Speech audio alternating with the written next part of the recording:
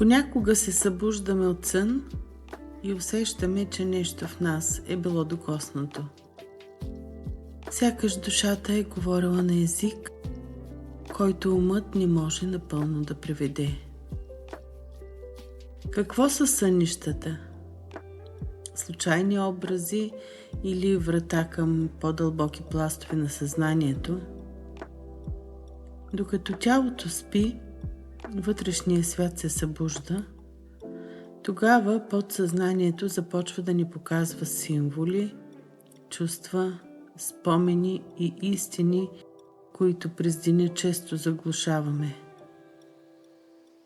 Понякога сънищата лекуват, понякога предупреждават, понякога просто ни помагат да освободим натрупана емоция. Не всички сънища са пророчески, но почти всеки сън носи послание.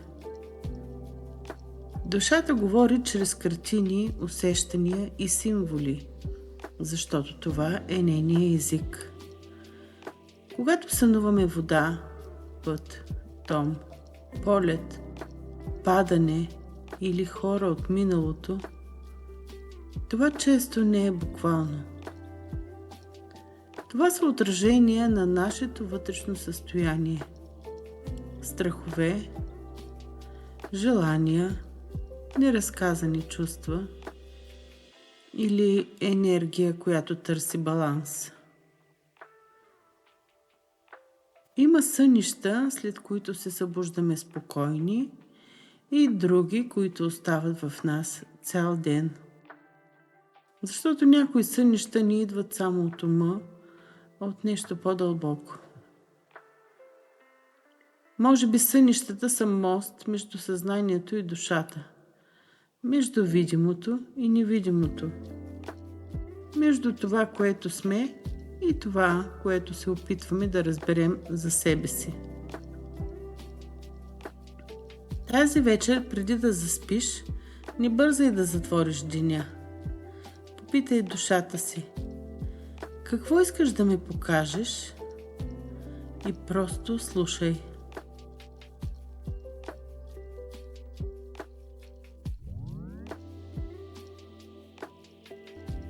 Ако това, което чу днес, резонира с теб и усещаш, че искаш да вървим заедно по този път на осъзнаване и вътрешен баланс, можеш да се абонираш за канала Свещена енергия, чакри и баланс. Тук говорим за енергията, която не се вижда, но се усеща и променя начина, по който живееш себе си и света.